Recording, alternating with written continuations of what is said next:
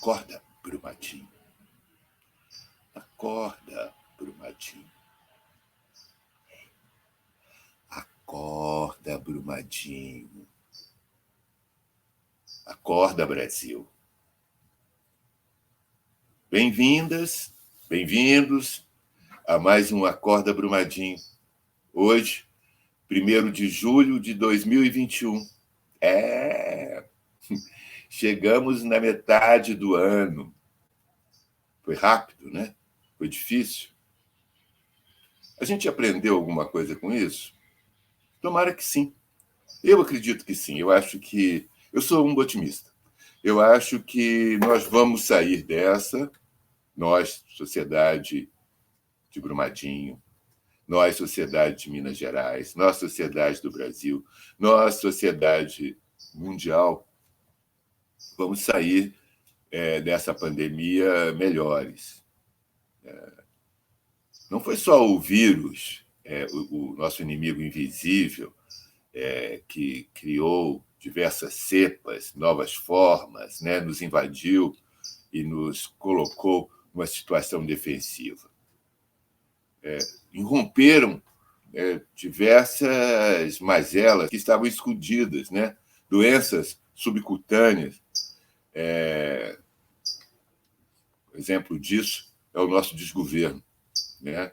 O desgoverno que nos levou a esse número absurdo de óbitos que poderiam ter sido evitados. É lógico, né? A vida e a morte são inseparáveis, mas tudo tem um tempo. E esse tempo, o tempo de cada coisa, é que, atropelado pela ignorância, como tem acontecido, faz com que a vida perca o seu sentido, perca a sua lógica. E isso repercute em tudo.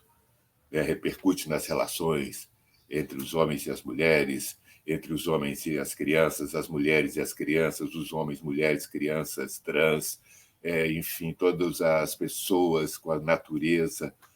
E isso se reflete na guerra das nações, na briga dos estados, talvez até brigando por vacinas, na briga entre as cidades. Olha, aqui eu fecho, ali você abre, enfim. E reflete também dentro de casa, que é o lugar primeiro, né, onde acontecem os embates, onde as pessoas têm que resolver diariamente, dioturnamente, as suas questões.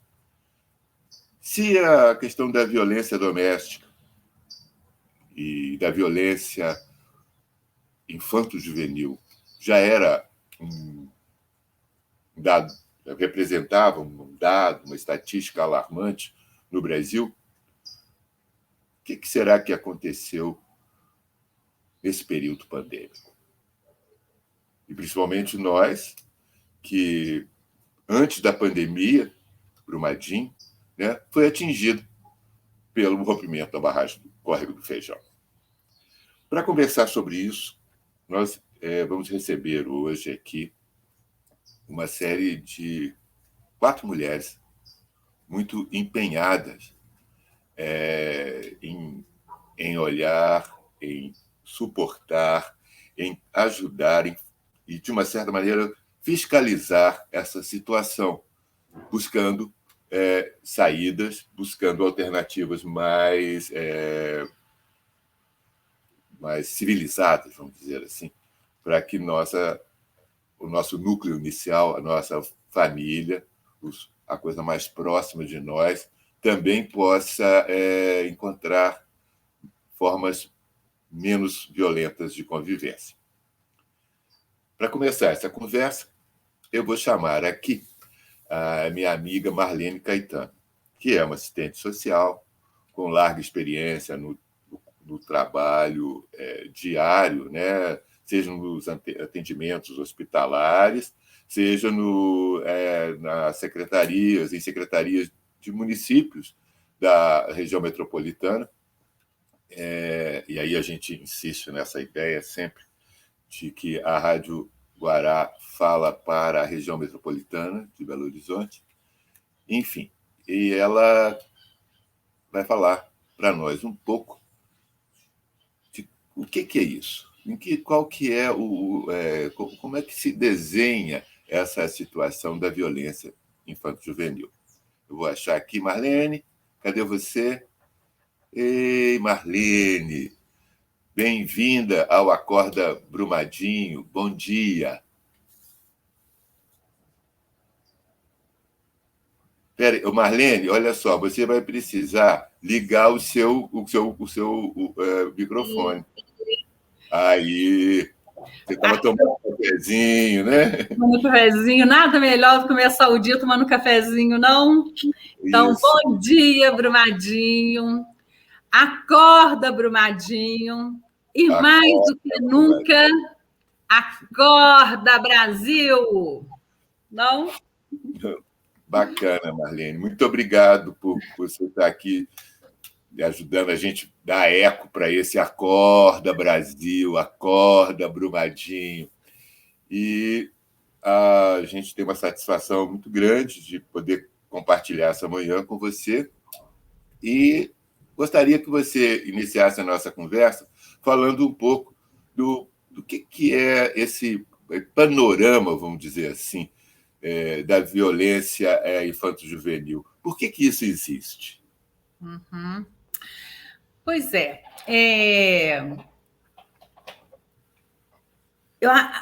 Essa questão, esse aspecto da violência infanto-juvenil, ela, se a gente buscar, né, ela tem uma causa socioeconômica e histórica, culturais, né, aliado aí à falta, à pouca visibilidade e à impunidade, não é? Se a gente for ver a história da criança, assim, a criança lá nos anos 1800 e tanto, a criança, ela é como se não existisse a infância, né? A criança, ela era vista como um adulto, trabalhava, recebia as mesmas punições que os adultos. Então, em 1924 é que começa-se a discutir sobre direitos de proteção à criança. Olha só, é muito recente, 1924, né? Que é promulgada a Declaração dos Direitos da Criança, né? De proteção à infância. Então, quer dizer, e até hoje, assim, a gente percebe que tem muitas lacunas a serem discutidas, apreciadas. E hoje, assim, então aqui no Brasil, né, se a gente pensar aqui no Brasil, nós temos assim o Conselho, o Estatuto da Criança e Adolescente, ele foi instituído em 1990. Então, assim, tudo muito recente. E a gente percebe uma série de leis também que foram instituídas muito recentemente. Assim, no ano 2000, né, foi criado o Disque 100, que é um canal de denúncia de maus tratos, aí não só de criança, mas de maus tratos, de violência, todas as faixas etárias, mas isso foi instituído em 2000. Então, assim, tudo muito recente, e eu fico vendo, assim, que essa questão, ela ainda fica muito no nível, assim, dos profissionais que atuam nos equipamentos de proteção à criança.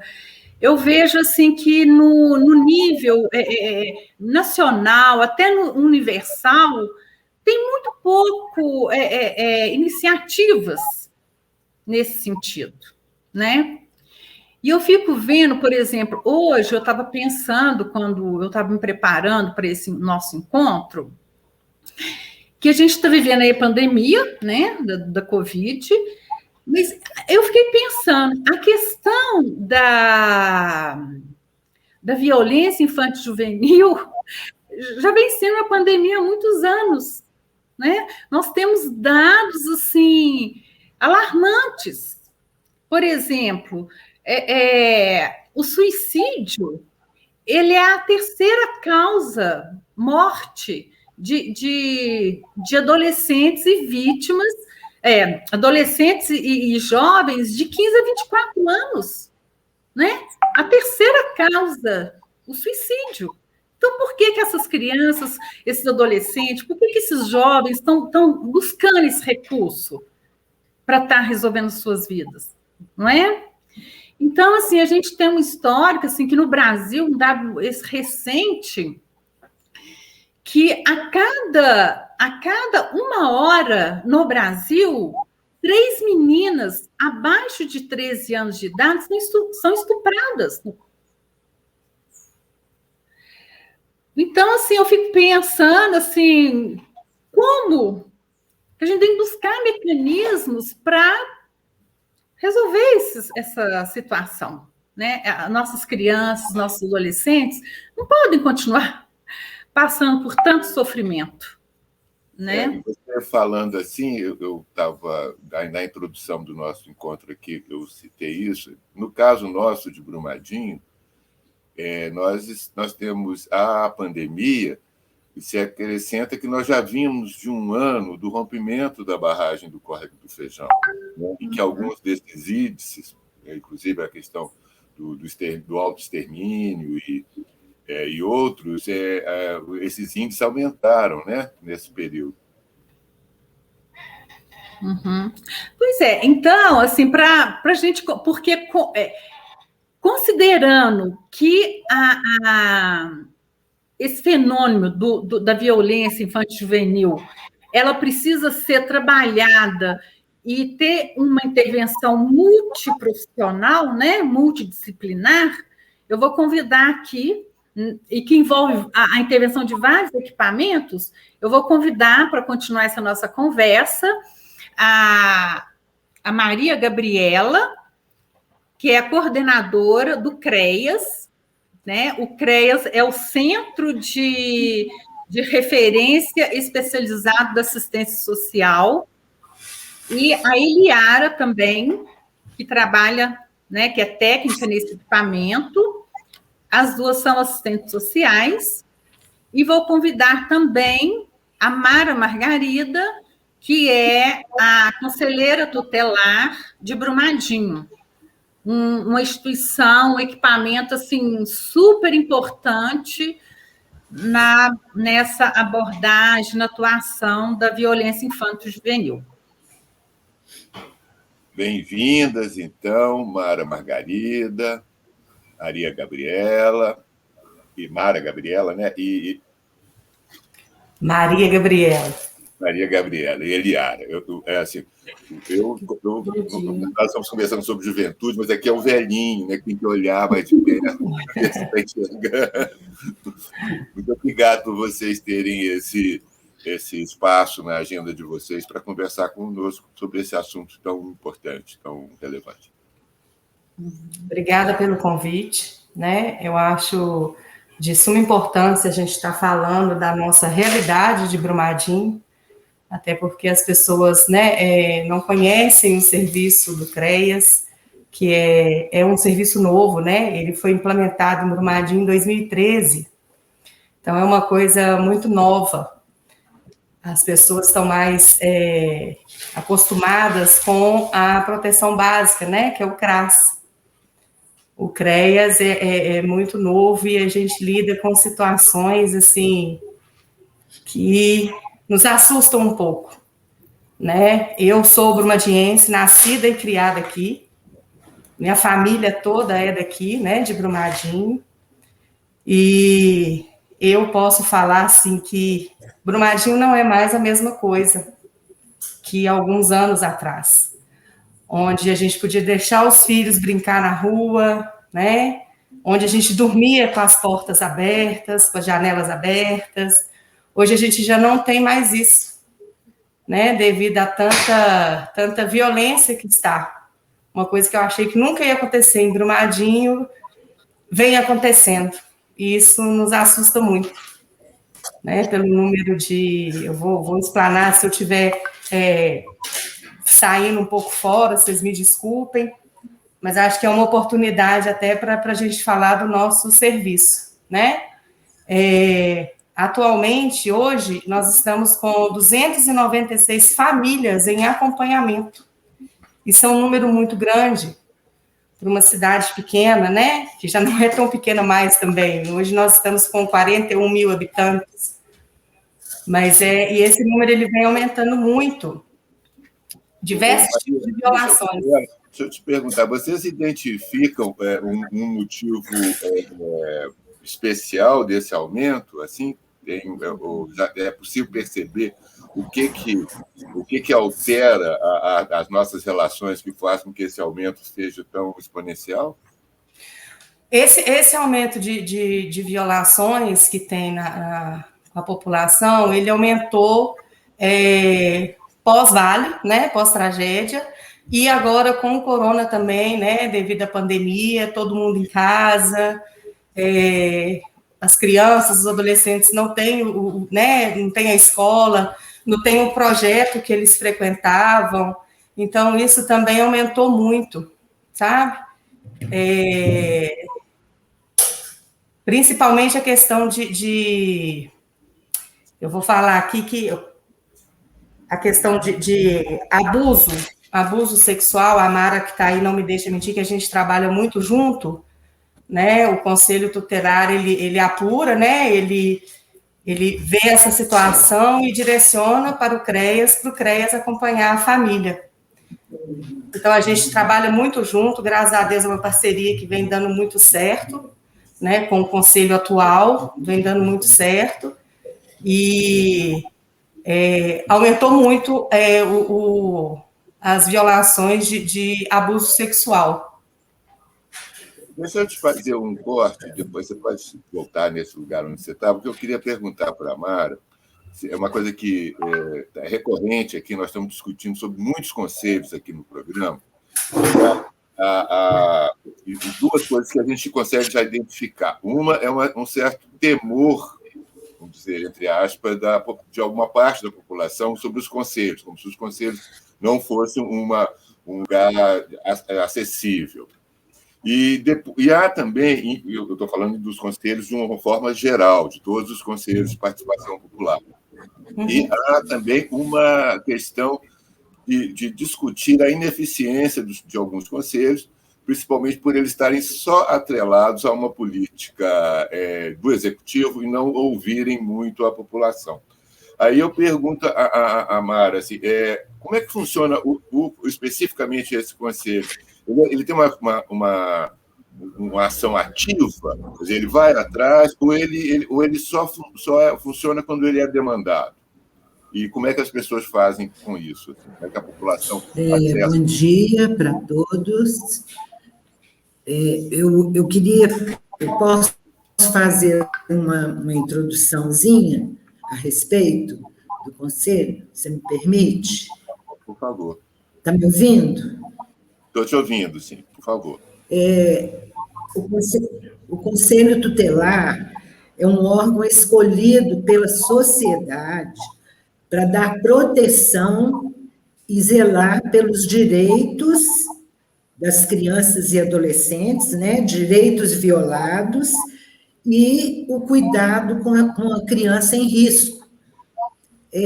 Eu, quando entrei no Conselho Tutelar, eu fiquei meio assustada, porque eu toda a vida trabalhei com o social, e eu fui preparada para entrar no Conselho por uma assistente social que todo mundo conhece, que é a Maria Filomena Jardim. E a visão que eu tinha do Conselho era diferente de quando eu entrei, porque o Conselho Tutelar tinha era um pouco mal visto pelas famílias, porque a ideia do Conselho é que o Conselho tira o filho da mãe. E eu fiquei muito aborrecida com isso, porque a visão que eu tinha de Conselho Tutelar era de cuidado, de proteção, de orientação, e eu fiquei muito assustada com isso. Graças a Deus, a gente tem feito um trabalho, assim, apesar de pouco tempo, A gente tem feito um trabalho bacana, procurando ter um bom relacionamento com as famílias, com o pessoal que a gente acompanha, e a gente trabalha com os equipamentos, né? Eu procuro sempre estar junto com CREAS, CRAS. O Conselho Tutelar é um órgão autônomo, mas na decisão de casos, mas a gente é vinculado, é um órgão municipal, né? A gente é vinculado à Secretaria de Ação Social e ao CMDCA. E a gente trabalha da seguinte forma: nós já temos os registros dos casos que são acompanhados aqui no Conselho, né? E a gente atende através de denúncia, né, feita pelo Disque 100, presencialmente, o CREAS aciona a gente, o CRAS aciona, entendeu? E a gente faz busca ativa, vai atrás. O município de Brumadinho é muito grande, então a gente atende a sede e atende a zona rural. E a gente tem enfrentado muitos problemas pós-rompimento de barragem e pandemia, crianças fora da escola, fora de projetos, e o que a gente faz sempre é buscar as famílias, procurar orientar, acompanhar. Nós somos 5 conselheiras, né? E os casos chegam, a gente procura resolver da melhor maneira possível, e a gente trabalha com o Ministério Público e trabalha com o Fórum. Tem muito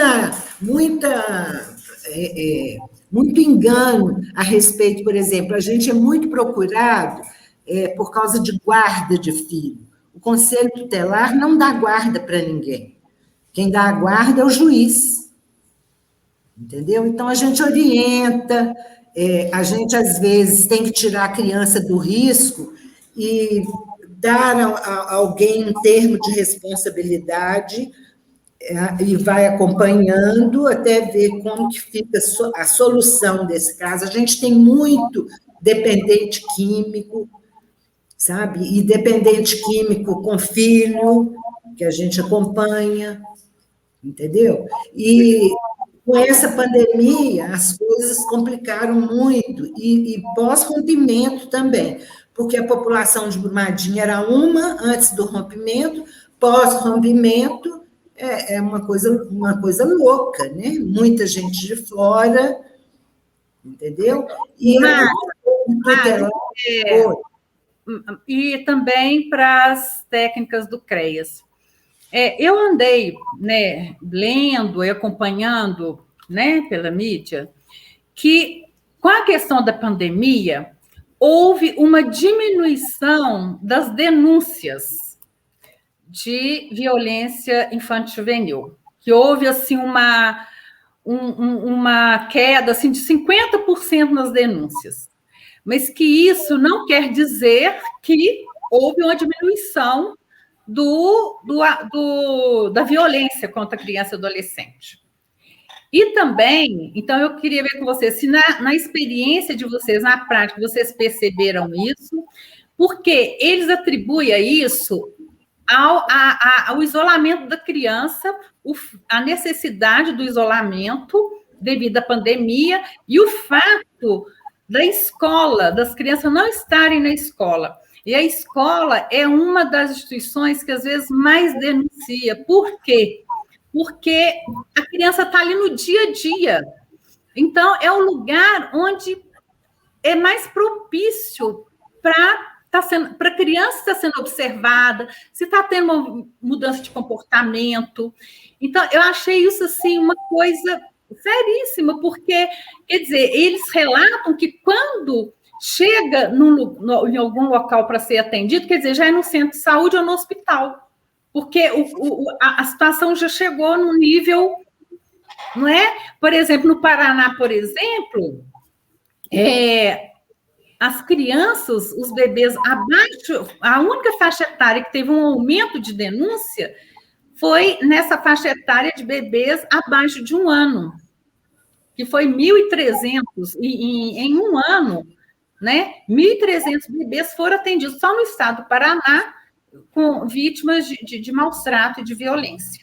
Porque a criança, o bebê, quer dizer, quando ele é muito sensível, então, quando acontece uma violência, um maus trato, ele tem que ir para o hospital, porque, né, às vezes não consegue, uma criança mais velha, às vezes consegue até resolver aquilo em casa, com o tempo vai melhorando, mas o bebê não. Então, eu queria ver com vocês se vocês perceberam isso, que se teve essa diminuição, como que está sendo isso agora, na pandemia? Bom dia, meu nome é Eliara, eu sou assistente social. Em aspecto a tudo isso que está ocorrendo, o município de Brumadinho não tem uma demanda muito grande, a qual o que chega para a gente, a demanda é pequena, né? Nós não temos muito denúncias que falam de trabalho infantil, né? São poucos que tem. Eu estava até conversando aqui que a demanda nossa hoje no município da violação do direito ao idoso, né? Ao idoso hoje. Hoje, nosso trabalho aqui é voltado mais ao idoso do que com a adolescência e a criança. E, muitas vezes, quando chega para nós, essa pandemia ela está dando um espaço muito grande para o adolescente a ter acesso a redes sociais. Hoje em dia, a maioria dos encontros que estão tendo é através de redes sociais, é a qual que ela mesma está se expondo, porque está tendo tempo, não tem aula, não tem cursos, não tem nada. Então, a porta aberta hoje para a adolescência está sendo as redes sociais. E não chega tanto para a gente. Quando a gente chega para nós aqui, a gente vai olhar o caso, estudar o caso. Foi encontros de adolescentes, né, acima de 13 anos de idade, que foi encontros de redes sociais. Então, assim, a nossa demanda hoje não é muito na adolescência e nem na criança, entendeu? Então, assim, o que a gente tem é muito pouco. Deixa eu te fazer uma pergunta para vocês. Não seria o caso, então, de ter realmente uma ação proativa? Eu vou dizer, eu queria ter interrompido a Mara antes, quando ela estava ainda falando da questão sexual, da abordagem sexual, porque, historicamente, né, as abordagens a violação das crianças e o abuso sexual de criança e adolescente, ele é uma ação continuada, né? Ele é uma ação que vai acontecendo de uma forma, às vezes tem uma coisa muito violenta, mas normalmente, né, usualmente é dentro da própria casa né, e com uma ação que vai aos poucos cercando e criando essa impossibilidade da denúncia, né? Os casos são, né, já temos milhões de casos. E eu penso, aí é uma coisa que eu estou inferindo, que Brumadinho, nós não conseguimos ainda comunicar a importância e o papel, por exemplo, das mulheres na sociedade brumadinense. Então, nós somos, se a gente pega o último censo do IBGE, a gente vai ver que nós somos 50-50, par e par, mas a gente não consegue, por exemplo, eleger a vereadora. Nós temos uma vereadora na Câmara. Enfim, nossa representação feminina, então esse olhar sobre a casa, esse olhar doméstico, assim, ele não, na minha forma de ver, não faz parte das políticas públicas efetivas. A gente é mais reativo, né? A gente corre atrás do prejuízo, do que, na minha impressão, do que a gente ter uma política de buscar, saber, de informar mesmo, de saber onde está acontecendo. Quando você me diz para nós que a taxa nesse período de pandemia caiu, isso para mim acende uma luz vermelha, de vermelho para roxo. Uhum. Você concorda, Mara, com isso? Você viu que você balançou a cabeça?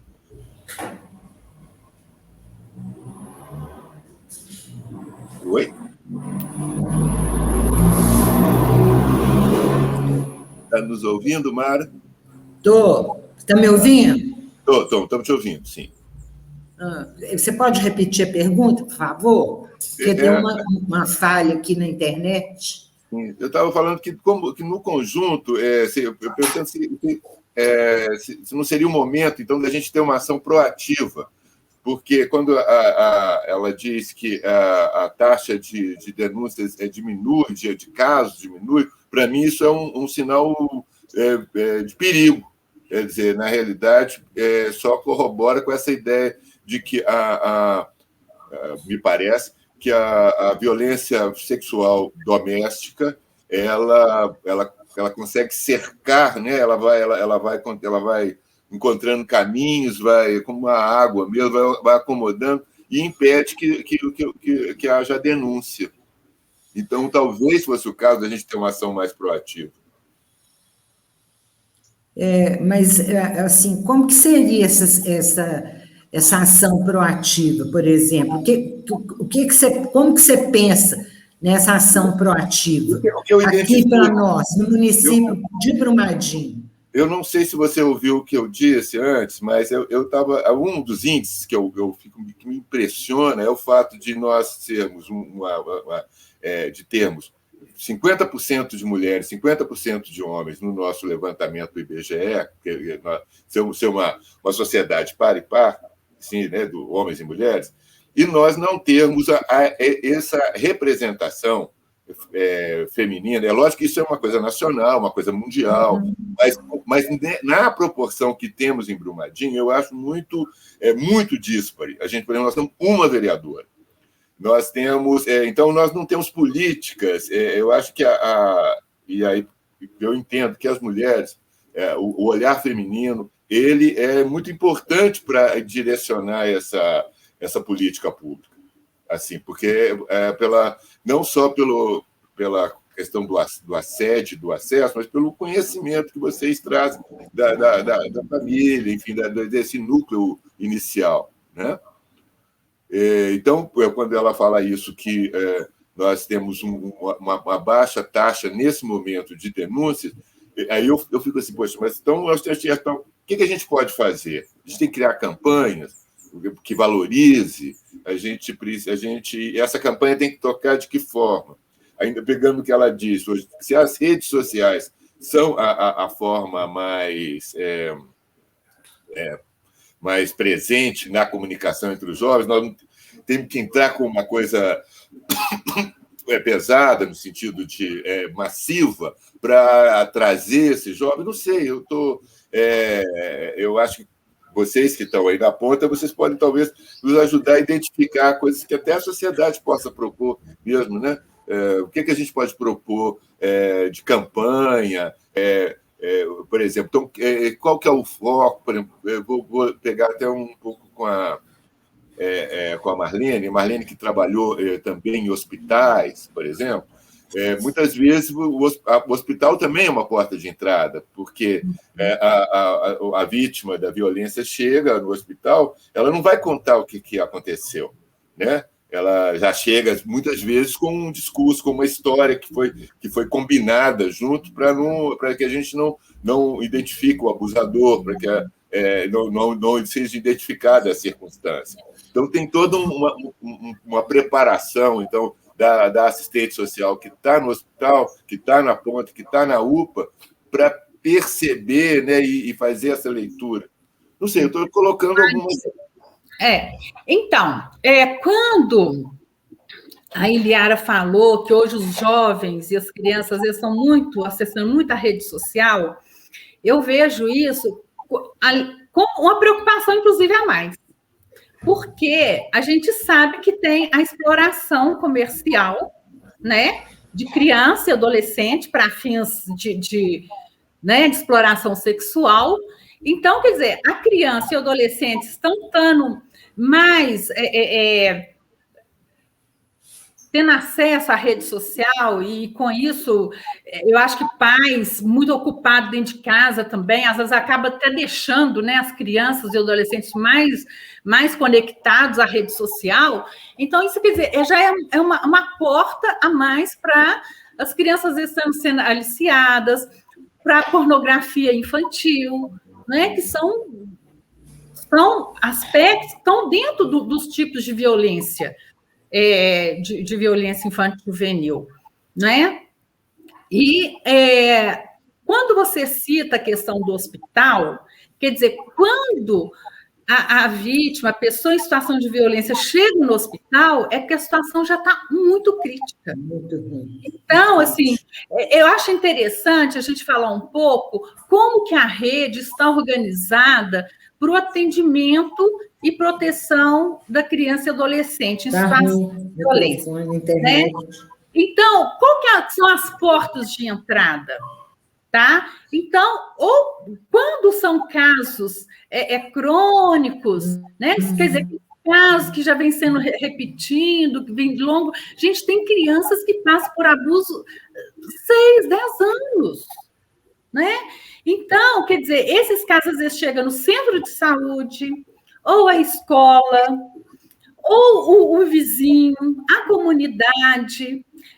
Então, quando chega na escola, num equipamento que já tem um conhecimento, uma formação para isso, vai fazer o encaminhamento de acordo com o protocolo. Cada município tem seu protocolo de atendimento, né? As crianças e adolescentes em situação de violência.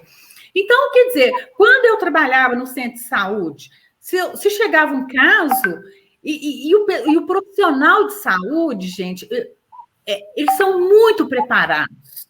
Assim, a gente tem um olhar muito fino assim, para detectar. Os profissionais de hospital, assim, principalmente. Então, ou às vezes o próprio profissional percebe, ou às vezes a própria família, ou um vizinho nos procurava no centro de saúde para falar, né, de algum caso. O agente comunitário de saúde, que é o ACS, é um agente importantíssimo, porque ele está dentro da casa dos usuários, tá? Então, quando chega esse caso, ou na escola, ou no centro de saúde, seja o profissional que receba ou perceba a situação, a gente encaminha qual o primeiro passo. Se for crônico, a gente vai ser atendido no centro de saúde mesmo, o médico vai pedir os exames necessários, né, das infecções sexuais transmissíveis, HIV, hepatite, sífilis, tá? E vai fazer um acompanhamento. E o caso é notificado obrigatoriamente. A criança, gente, não precisa ser comprovado, pode ser uma suspeita. O conselho tutelar tem que ser notificado, tá? Então, quer dizer, o conselho tutelar e o CREAS. Então, o profissional do centro de saúde que recebe essa criança ou adolescente, nós temos que encaminhar para o conselho tutelar e para o CREAS. E no CREAS, ele vai ter esse acompanhamento com os técnicos, com o psicólogo, com o assistente social, tá? E a gente vai acompanhando. Dependendo do caso, a promotoria também é acionada, a promotoria da infância e da juventude, tá? Agora, um fato muito importante, gente, que a gente tem que ficar muito atento, são os casos agudos. O que são os casos agudos? São aqueles casos que ocorrem até 72 horas. Porque esses casos, o que a gente tem de fazer? Nós temos de encaminhar isso, gente, não precisa ser um profissional da saúde, pode ser o pai, pode ser a mãe, o responsável, o vizinho, alguém da comunidade. Então, se sabe, se o caso foi recente, até 72 horas, encaminhar para os serviços de saúde, de referência de atendimento para esses casos, que aí o profissional, lá o médico, a médica, o enfermeiro, vão entrar com a prescrição de profilaxia para as doenças, para as infecções sexualmente transmissíveis, prescrever a pílula do dia seguinte, a pílula de emergência. Isso é importantíssimo, porque se passa desse período, quer dizer, o dano já está feito, né? Se tiver de engravidar, já engravidou, vai engravidar, as doenças, tá? Então, aí tem todo, né? É um processo. Deixa eu perguntar uma coisa aqui para Maria Gabriela. Maria Gabriela. Desculpa, Maria Gabriela, estou errando. Sem problema.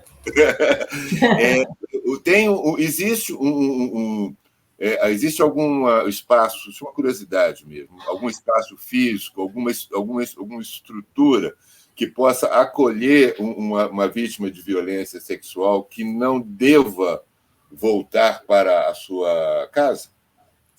Não. No município a gente não tem. Aí a gente conta com o apoio de Belo Horizonte, sabe? Aconteceu um caso que não de criança, né, e adolescente, aconteceu de uma mulher vítima de violência do próprio marido. E aqui a gente não tem uma casa, né, para mulher vítima de violência, nem para criança, tá? O que a gente tem aqui é o abrigo infantil, né, que a gente, no município, a gente acolhe crianças, e temos o convênio com Ibirité para atender os adolescentes que estão em risco iminente e precisam ser retirados de casa devido, né, à violência do pai, maus tratos e tudo. Em Brumadinho, só para crianças, até 12 anos, tá? 12 anos e 11 meses. A partir daí, vai para Ibirité, tá? É o convênio que o município tem para atender os adolescentes para serem institucionalizados. Hoje a gente tem um adolescente lá em Ibirité e estamos aqui na Casa da Criança, aqui, salvo engano, com 6 crianças. Tá? São 3 irmãos que foram, precisou ser institucionalizado em caráter de urgência, porque a mãe passou mal, e gestante, soro positivo, e era de fora, não tinha família em Brumadinho, então foi uma institucionalização em caráter de urgência, porque não tinha com quem essas crianças ficarem, né? E os outros 3 irmãos também já estão abrigados há mais de um ano, onde todos os equipamentos, né, da proteção, tanto o Conselho Tutelar quanto o CREAS, o CRAS também, faz o acompanhamento dessa mãe, e juntamente com o Ministério Público, o Poder Judiciário, onde a gente faz, né, audiências, tem as audiências geralmente uma vez no mês para a gente discutir se essa mãe está apta a receber, né, os filhos de volta. Eu só queria completar uma coisa, Adir e Marlene, a questão que vocês estavam falando, assim, da prevenção, né, do abuso, da violência contra criança e adolescente. Eu acho que a proteção básica, ela tem que fazer o papel dela de prevenção. Porque quando chega para a gente, já extrapolou tudo, né? Por quê? Porque a básica, ela não fez a prevenção, o preventivo dela, que é a função dela, né? Fortalecer vínculo, para não chegar ao ponto do CREAS ter que atuar, né? Então, eu acho assim, isso já foi conversado com o coordenador da proteção básica aqui do município, onde vai ter uma conversa com os coordenadores, que aqui a gente tem 2 CRAS, né, que é o CRAS Centro e o CRAS Coab, que atendem, né, toda a região de Brumadinho. Como a Mara falou, a nossa extensão territorial ela é muito grande. A proteção básica ela tem que estar mais ativa na prevenção. Porque quando você fala prevenção básica, ela também é um equipamento da assistência social? É o CRAS, é o Centro de Referência de Assistência Social. Tá? Ela é a proteção básica, ela tem que atuar na prevenção. É como o PSF, né? O PSF ele vai na prevenção, vai para a UPA quando já não tem condições do PSF tratar, né, o paciente. Né? Na área de desenvolvimento social também é assim. O CRAS tem que fazer o trabalho preventivo, né? Como não sei como que que vai organizar isso, essa questão, principalmente porque a gente está em pandemia, não tem como a gente montar grupos, né, com mães, com adolescentes, devido à pandemia. Desculpa. Então, está se organizando para ver como que os profissionais da atenção básica, eles vão atuar nessa prevenção, porque eles têm que detectar ali para trabalhar, para não chegar para a gente, para não chegar nem para o Conselho Tutelar e nem para o CREAS, porque aí já extrapolou tudo. Eu vou até incluir um outro elemento aqui, mas que me parece que vai na direção do que você está dizendo, que não seria exatamente o foco de vocês, mas que junto com a violência sexual, a coisa que mais me impressiona, assim, eu não consigo entender mesmo, é esse aumento do número de tentativas e, às vezes, de efetivação do autoextermínio. Isso eu penso que os sinais... Hoje a gente já tem uma publicidade desses sinais mais clara, né? Assim, e a maioria das pessoas que vão nessa direção, elas avisam, né? Dão uns insights, né? Elas dão umas... Geralmente, quem está com a intenção do autoextermínio, ela dá sinais, né? Ela dá sinais. Para você também, Mara, lá, por exemplo, o conselho, ou também isso quando chega, já é um fato consumado? Nós tivemos casos de tentativa de autoextermínio, que a gente até acompanha, entendeu? Mas um caso que eu tenho, por exemplo, pessoa dependente química e um histórico de vida muito triste, porque uma pessoa que foi a vida inteira rejeitada pela família, hoje é maior de idade, mas eu acompanhei até há pouco tempo, porque ela tornou-se mãe, e por causa do filho eu acompanhei, mas agora a gente até perdeu o controle, porque é uma pessoa totalmente com a vida inteira toda fragilizada, negligenciada, e a gente recuperar isso é muito difícil. Mas a criança o filho, né, tá sob a nossa proteção. Agora, eu queria só acrescentar, nessa questão de abuso sexual, violência doméstica, né? Eu acho que nessa pandemia, o fato sumiram os casos, porque, principalmente, a questão de escola, sabe? Que na escola a gente tem os observadores, maiores observadores, né? Que são os projetos, sabe? Então, por isso que a demanda diminuiu. Eu acho que o retorno às aulas é imprescindível, sabe? Tem dentro das possibilidades, né? Mas o que eu acho que precisa voltar bem rápido é a questão de escola, porque as crianças, nem todas têm a questão, a facilidade da internet, e o que eu tenho observado também, que a gente já ouviu casos de reportagens também, nós estamos vivendo num mundo muito difícil, porque até na aula remota tem gente malvada entrando nas aulas para abusar das crianças e levar as crianças para um caminho totalmente errado, sabe? Então, a internet é um caminho muito perigoso, principalmente para criança e adolescente. E quando a escola está funcionando, elas ficam mais protegidas. Essa é a minha visão. Não sei se eu estou falando alguma bobagem, mas eu acho que a escola é imprescindível.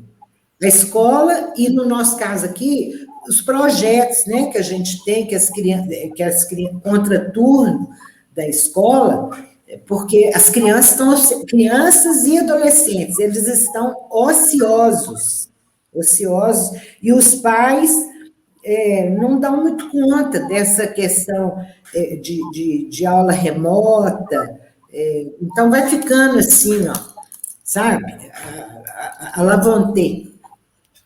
Eu queria aproveitar essa fala sua para talvez mudar um ângulo agora, porque nós, desde que começamos a conversar, nós estamos falando das pessoas que necessitam do serviço de vocês, que necessitam do trabalho de vocês.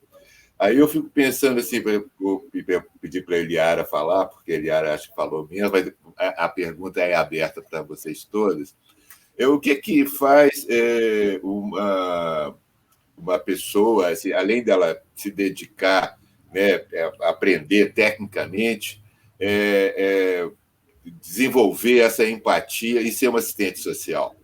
Que faz, assim, qual que é a pegada, assim, de trabalhar num lugar assim tão necessário, mas ao mesmo tão difícil, né? Onde você vai encontrar exatamente aquela coisa mais, vamos dizer assim, horrível do humano que está escondida ali, você tem que cuidar dela, né? Isso é uma coisa assim. Como é que é isso? Assim, qual que é? Eu passo a pergunta porque muitas pessoas enxergam vocês junto com a instituição, como se fosse uma coisa quase, a não ser aqueles que estão realmente acolhidos, né? Não conseguem perceber essa coisa humana, essa coisa epidérmica que vocês trazem. Bom, eu sempre falei que uma profissão a qual eu escolhi para mim, eu escolhi por amor. Então, assim, quando eu fui para tentar um pré-vestibular, eu falei assim, minha mãe queria que eu fosse administrativa. Aí a casa da empresa que a gente tem, né? Aí eu falei assim, a minha empatia não foi essa. Quando eu comecei a estudar o serviço social, que eu fui aprofundar, eu sempre falei assim, foi a melhor coisa que eu escolhi para minha vida. Eu escolhi uma profissão por amor. Não foi por profissão, foi por amor, empatia, de cuidar, de poder ajudar o próximo, o que eu tenho para dar. E é muito gostoso, eu falo que é uma aventura que eu tenho. Quando eu pego um caso que eu ainda brinco assim, esse caso vai ser cabeludo, mas é gostoso demais você pegar um caso cabeludo, a qual que você resolve, você tem aquele alívio. E o amor também, porque a gente acaba pegando amor por uma família, a gente acaba pegando amor pelas coisas que é se dado. Igual uma violação de direito, é muito ruim a gente pegar hoje uma violação de direito a qual mexe com a gente. A gente tem que estudar aquilo, a gente sofre com aquilo que está vivendo hoje. Muitas coisas violáveis que estão tendo, que na hora que a gente vê, a gente já está dentro daquele problema. E eu sempre coloco eu no lugar do problema. A minha vida sempre foi assim. Eu coloco, e se eu tivesse aqui? E se alguém da minha família tivesse aqui? Eu não queria essa violação para mim. Eu não quero essa violação para minha família. Eu sempre pego essa família como se fosse a minha família, que eu tenho que resolver esse problema. Então, eu faço assim, por amor mesmo. Eu escolhi o serviço social de amor e carinho. Então, assim, e a gente é muito gostoso. É muito gostoso. E você, Marlene? É um problema que não é meu, mas acaba sendo meu problema, que eu tenho que resolver esse problema. Eu sou assim. E se eu não resolver, não tem. Se eu não resolver, eu tenho que resolver. Esse é o problema. Com certeza. É muito gostoso. Você, Marlene, você também foi atraído pelos problemas cabeludos? Foi o que você falou? Primeiro, eu escolhi essa profissão por trabalhar, porque é uma profissão que você vai trabalhar com pessoas, com gente. Então, isso, porque é muito dinâmico. Nenhum caso é igual ao outro. Então, devido a essa... E principalmente pelo fato de que pessoas, elas são passíveis de transformação. Então, assim, eu fico impressionada de ver a capacidade do ser humano de resiliência, de transformação. Então, assim, quando a gente tem a possibilidade de acompanhar um caso, né, quando a gente tem esse recurso, a gente percebe, assim, eu com grupos, né, grupos que eu já fiz de gestantes, de adolescentes, de usuários da saúde mental, você começa ali e chega um ponto, você vê a pessoa fazendo aquela transformação, ela assimilando, quer dizer, não precisa participar de uma psicoterapia profunda, uma coisa assim, às vezes. Então, assim, é um pessoal que você percebe que né? E eu fico vendo, assim, como que a gente tem a contribuir. Se a gente tem um compromisso, uma responsabilidade com essa população, como que a gente cria um vínculo, como que ela transforma, como que ela faz uma mudança positiva na vida dela, né? E outra coisa, quer dizer, o pessoal muitas vezes vê o assistente social, a pessoa boazinha, a pessoa que ajuda, então muitas vezes tem muitos usuários que às vezes vai procurar a gente e às vezes é uma coisa que a gente não tem como possibilitar aquilo, né? Possibilitar a solicitação dele. Mas se é minha assistente social, não está querendo para ajudar a gente. Quer dizer, a essência do trabalho do assistente social é a inclusão do usuário em seus direitos sociais, civis. Então, para mim, e essa é a essência do nosso trabalho. E quando isso está sendo negligenciado, não está sendo a contento, é nossa função do assistente social a gente recorrer, articular com instituições ou até com o poder público para fazer aquilo valer, né? Para que aquilo se torne uma lei. Tá? Eu fico vendo também, nós que trabalhamos nesse setor, principalmente no serviço público, tem muito pouco investimento de capacitação, de uma educação continuada. Mas eu fico pensando assim, que nós que fizemos opção por essa profissão, que trabalha, que lida com gente, com pessoas, do cuidado, a gente, por nossa conta própria, nós temos que correr atrás da formação, gente. Fazer grupos de estudo, pegar uma pessoa para supervisionar, para orientar, né? A gente não pode ficar esperando o atendimento à criança e adolescente em situação de violência ou pessoas em situação de violência. E é um atendimento especializado, sabe? Porque se você não tem uma capacitação, um conhecimento para abordar essa pessoa, você vai revitimizar a pessoa, tá? Então, assim, as perguntas que fazem... Então, assim, é muito sério isso. Tá? Um dos problemas... Essa coisa que você está falando, Marlene, de passar para Maria Gabriela, eu estou falando assim porque a gente já está quase chegando no fim do nosso tempo. Eu queria saber, Maria Gabriela, essas questões que, fora essas questões que a Marlene diz, que vocês deveriam fazer por conta própria, o que você acha que as instituições precisam urgentemente ouvir de vocês? O que a nossa política local de assistência social precisa incorporar? Eu vou resumir em uma palavra só, tá? O que a gente precisa é de ter o reconhecimento. Eu falo que o serviço social, ele é a porta de entrada da prefeitura.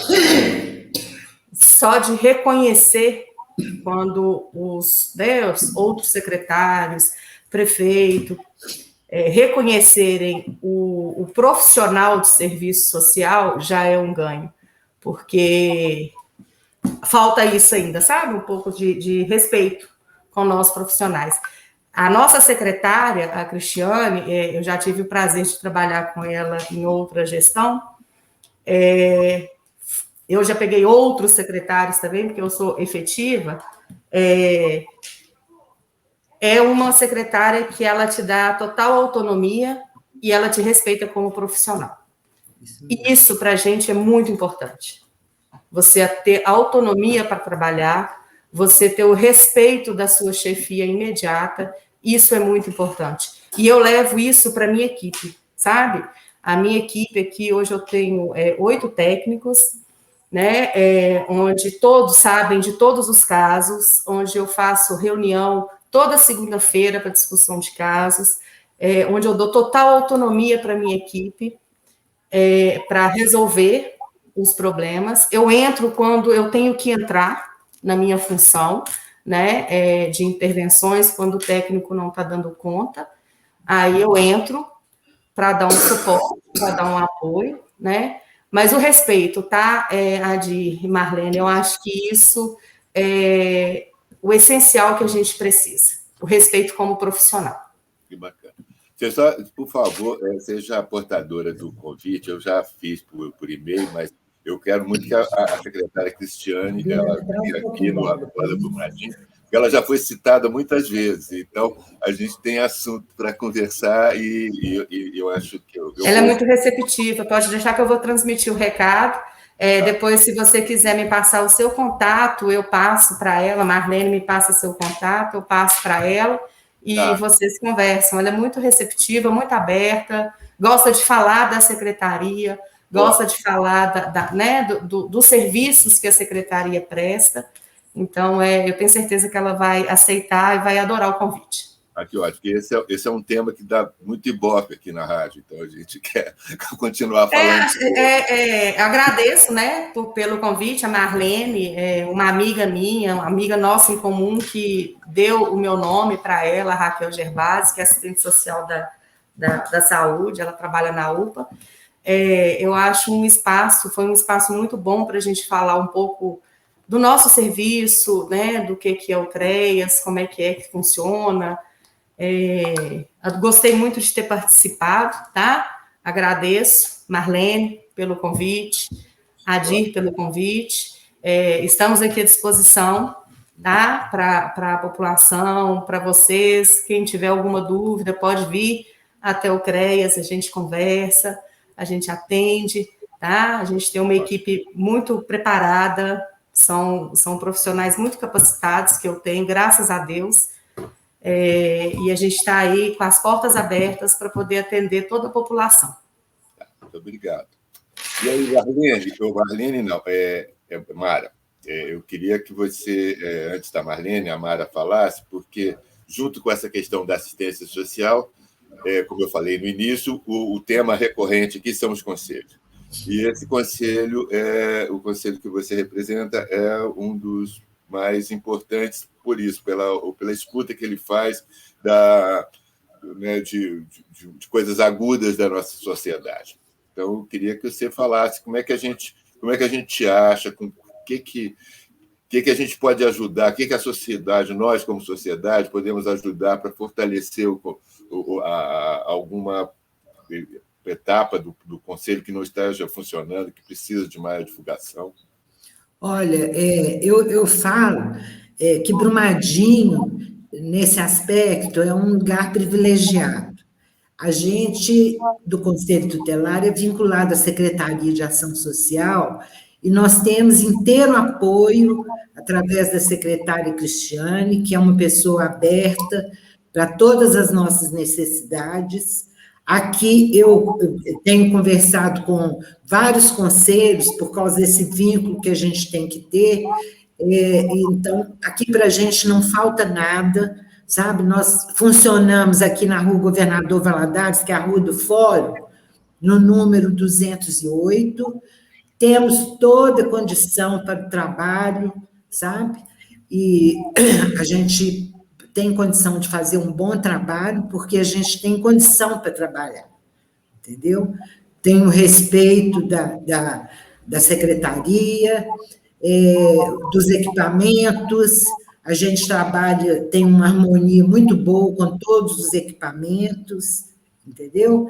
Então, fica mais fácil, né? Quando a gente tem estrutura para trabalhar, fica mais fácil, né? É uma caminhada árdua, dolorosa, porque a gente trabalha com pessoas, né? E é super importante o acolhimento. Eu sou apaixonada pelo meu trabalho, sabe? Gosto de fazer tudo certinho, na legalidade, e é isso aí. Eu quero agradecer a oportunidade da gente estar aqui falando do trabalho da gente e convidar vocês, quem quiser, para vir conhecer a casa do Conselho Tutelar, viu, Marlene? Obrigada. E muito obrigada pela oportunidade. Bacana demais. Que bom, né, ter essa coisa, hein, Eliara, esse acordo entre vocês da coisa do coração. Eu acho que realmente faz falta, né? O mundo está muito seco, tá faltando água e faltando coração. Precisa umedecer. Olha, então, para encerrar, eu queria agradecer. E, Marlene, você é um exemplo assim, que eu acho muito bacana, que é essa coisa de que, apesar de formalmente aposentada, continua totalmente engajada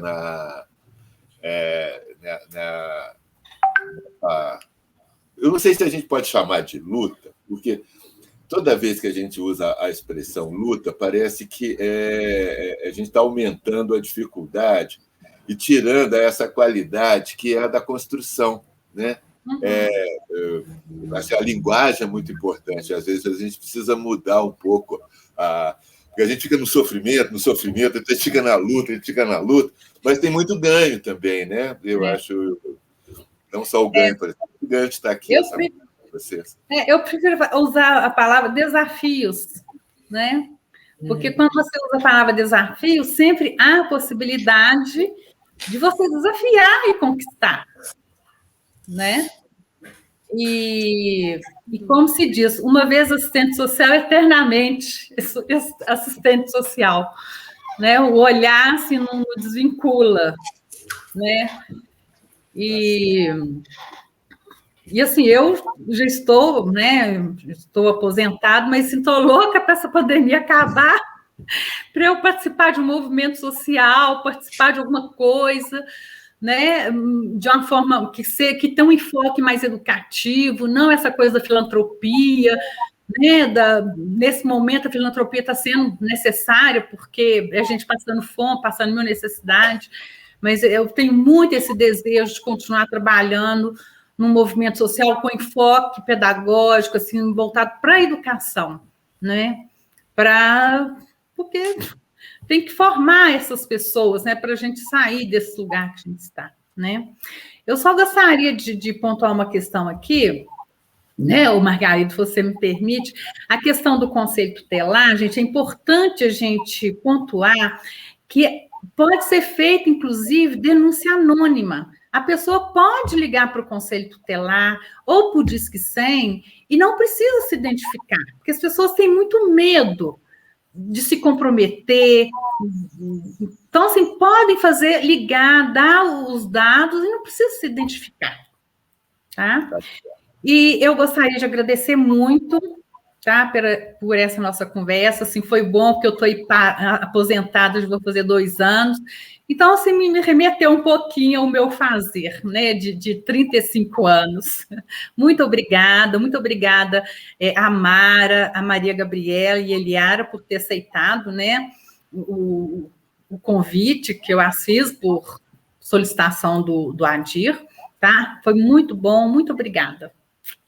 Tá, eu que agradeço a vocês todas. A Mara caiu. Essa expressão na internet é engraçada também, né? Fulano caiu. Não, fulano entrou. Na realidade, nós ainda vamos aprender mais e ter uma política pública melhor de internet para todo mundo. Muito obrigado. Acorda Brumadinho, 1º de julho de 2021.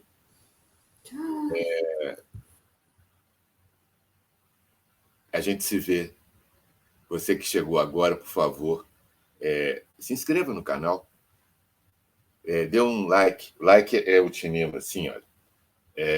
E ative as notificações, porque assim a gente está educando os algoritmos, para que toda vez que alguém falar de Brumadinho, quiser saber de cultura, arte, sociedade, política, enfim, dos assuntos que nos interessam a nossa cidade, interessam a região metropolitana, eles possam vir para cá, para a Rádio Guará, e, eventualmente, para o Acorda Brumadinho.